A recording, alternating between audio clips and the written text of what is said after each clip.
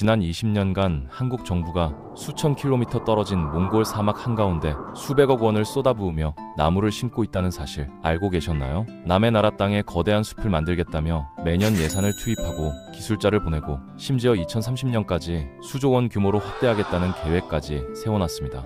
대체 왜일까요? 단순한 환경 보호, 인도적 지원, 아니면 그 뒤에 우리가 모르는 훨씬 더 큰 그림이 숨어 있는 걸까요? 탄소, 자원, 외교, 그리고 미래의 돈줄까지 모든 게 엮여 있는 이 거대한 프로젝트의 진짜 속내를 오늘 낱낱이 파헤쳐 보겠습니다.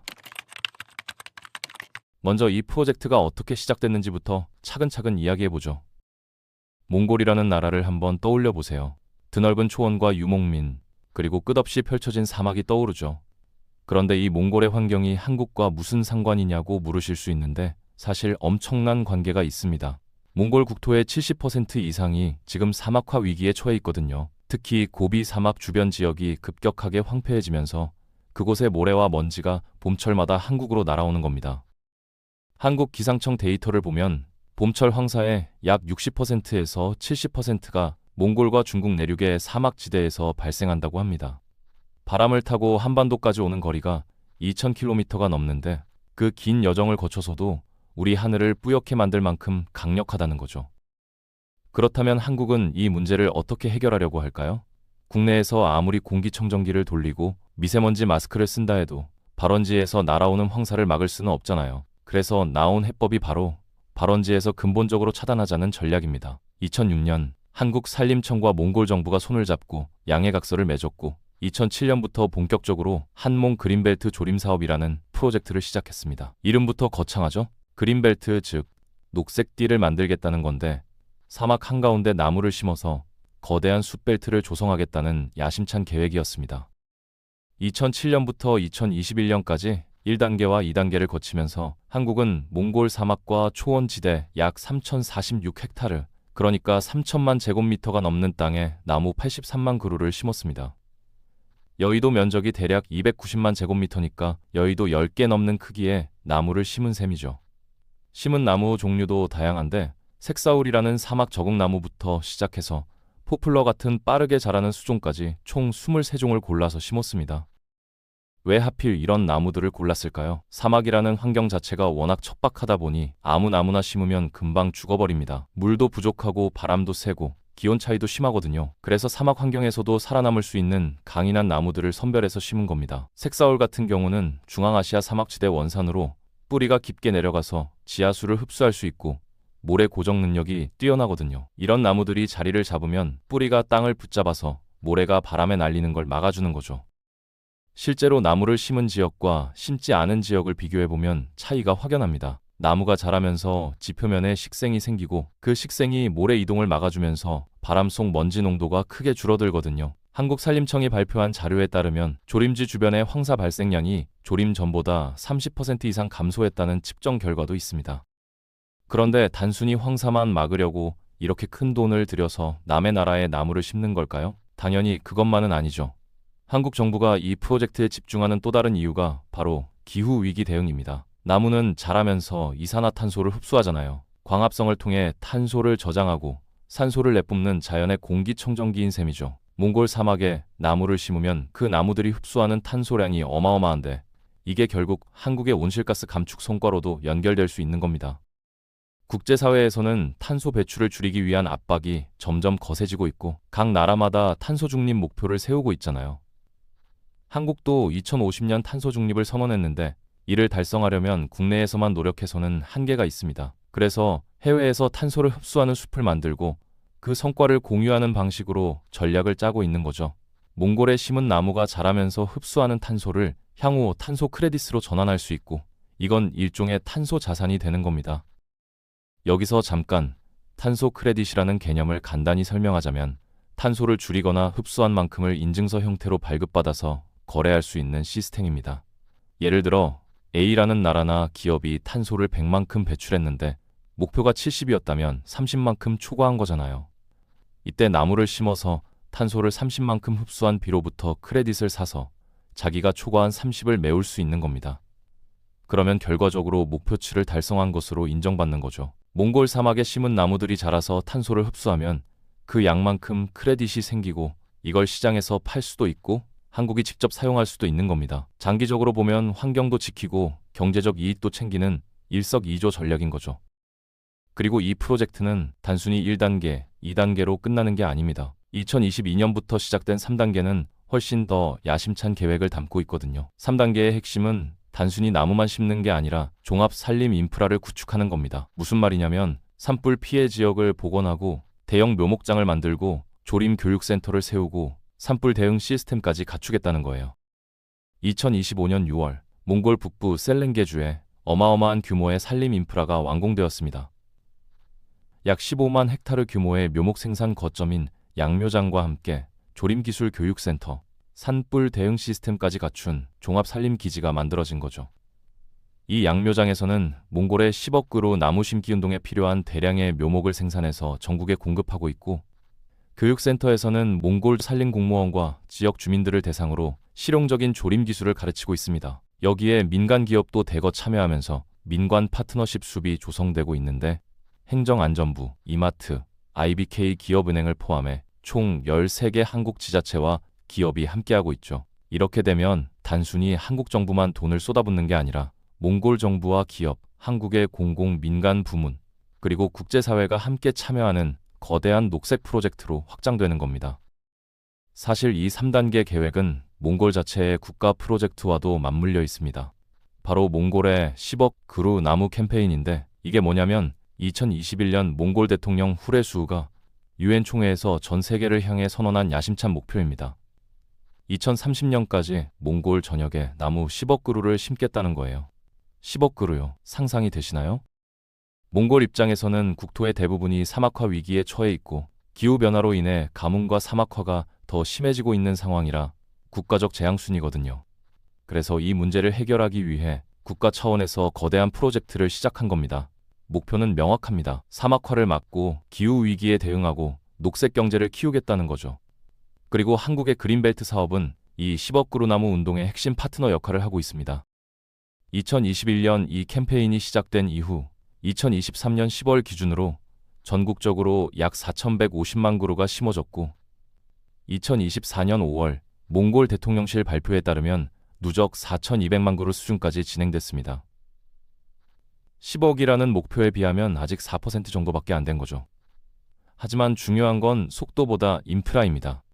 2024년 기준으로 묘목과 어린 나무 재고만 약 6,300만 그루가 준비돼 있고, 앞으로 몇 년간 대량으로 심을 수 있는 씨앗과 묘목풀을 확보한 상태거든요. 몽골 정부는 이 프로젝트를 3단계 로드맵으로 나눠서 진행하고 있습니다. 1단계는 2021년부터 2024년까지로 준비기라고 할 수 있죠. 이 기간 동안 법과 제도를 정비하고 전국의 묘목장을 조성하고 물과 관수 인프라를 구축하는 데 집중했습니다. 참여할 기업과 지자체와 계약도 체결했고요.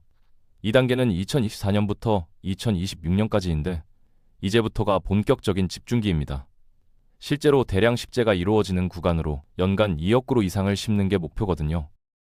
현재 속도로 보면 아직 목표에는 한참 못 미치지만 앞으로 2단계에서 속도를 얼마나 끌어올리느냐가 관건이라는 평가가 나오고 있습니다. 3단계는 2027년부터 2030년까지로 최종 마무리 단계인데, 여기서는 심은 나무들의 생존율을 높이고 지속 가능한 관리 체계를 만드는 데 집중할 예정이죠.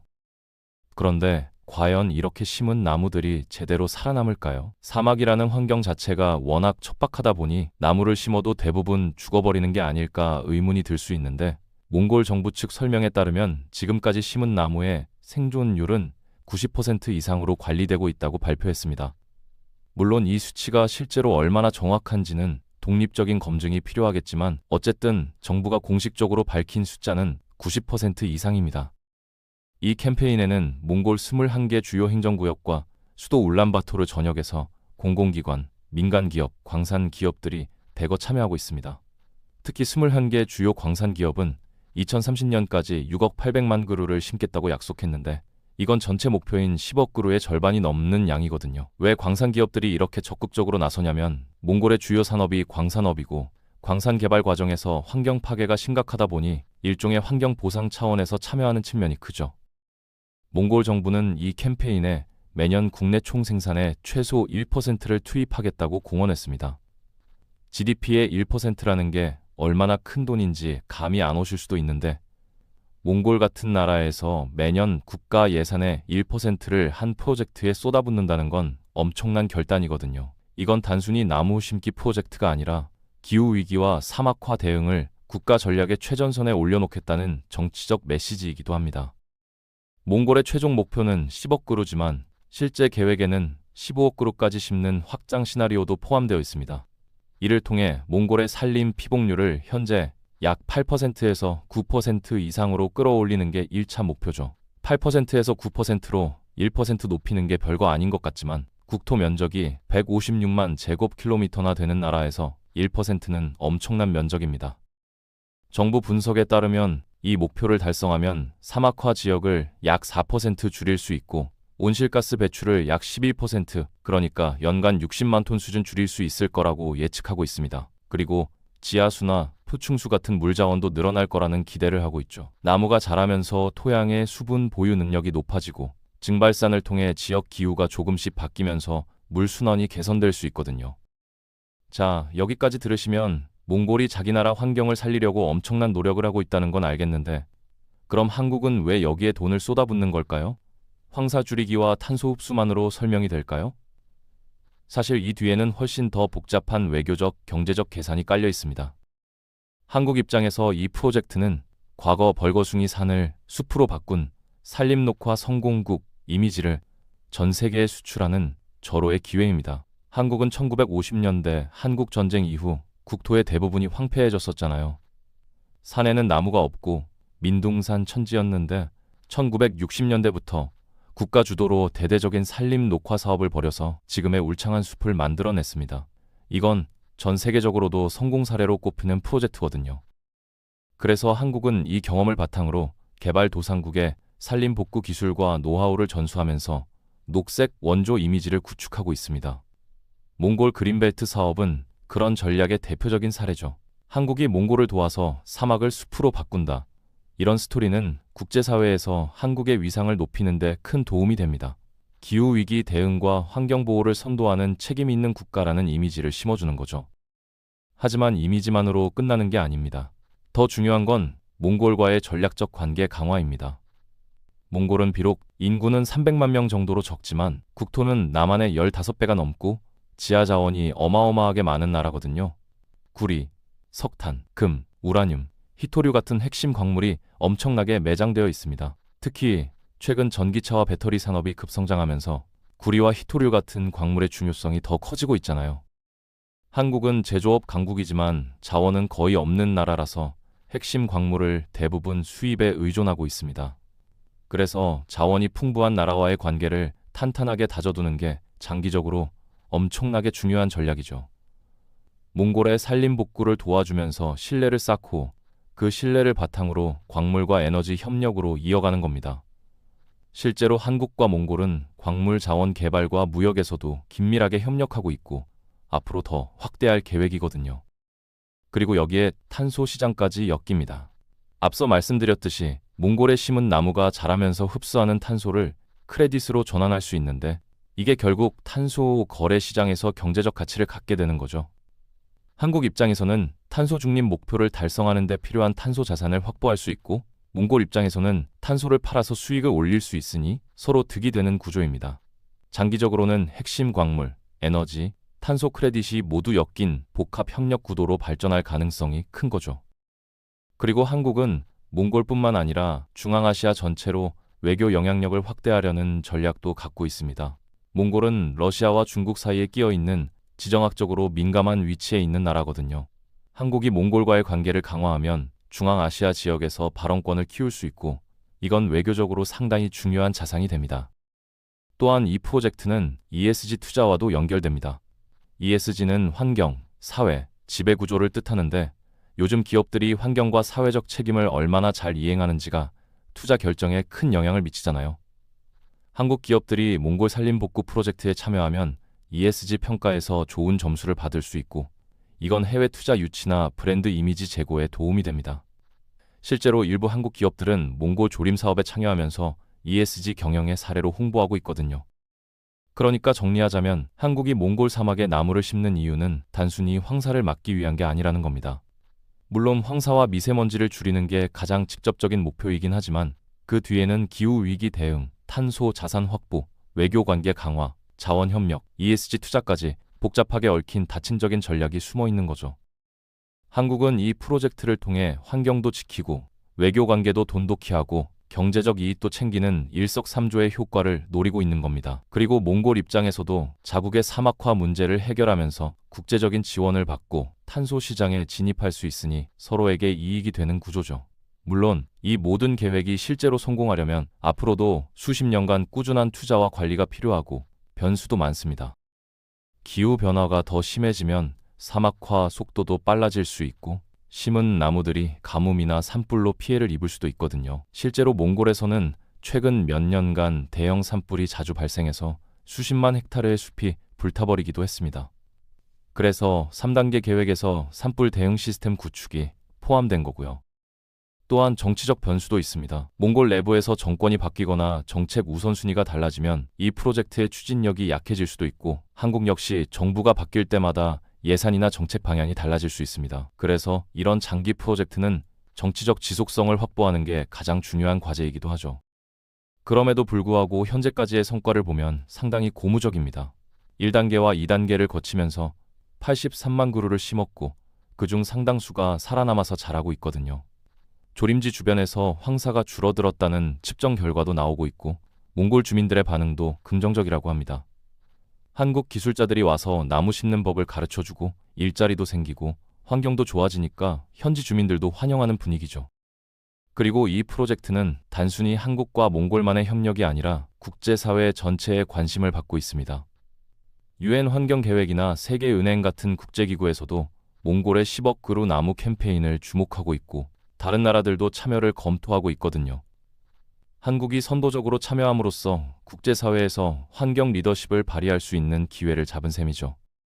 앞으로 이 프로젝트가 계획대로 진행되면 2030년경에는 몽골 전역에 10억 그루가 넘는 나무가 자라게 될 겁니다. 그렇게 되면 몽골의 풍경이 지금과는 완전히 달라질 거예요. 사막 한가운데 거대한 녹색띠가 생기고 그 숲이 황사를 막아주고 탄소를 흡수하면서 동북아 전체의 환경이 개선되는 거죠. 한국 입장에서도 봄철 황사와 미세먼지가 줄어들고 탄소 자산을 확보하고 몽골과의 관계도 더 돈독해지니 여러모로 긍정적인 결과를 기대할 수 있습니다. 물론 이 모든 게 장밋빛 미래만은 아닙니다. 사막에 나무를 심는다는 것 자체가 워낙 어려운 일이고 자연은 인간의 계획대로 움직여주지 않거든요. 예상치 못한 가뭄이 올 수도 있고 병충해가 발생할 수도 있고 산불이 날 수도 있습니다. 그래서 지속적인 모니터링과 관리가 필수적이죠. 나무를 심는 것도 중요하지만 심은 나무가 잘 자랄 수 있도록 물을 주고 병충해를 방제하고 산불을 예방하는 시스템을 갖추는 게 더 중요할 수도 있습니다.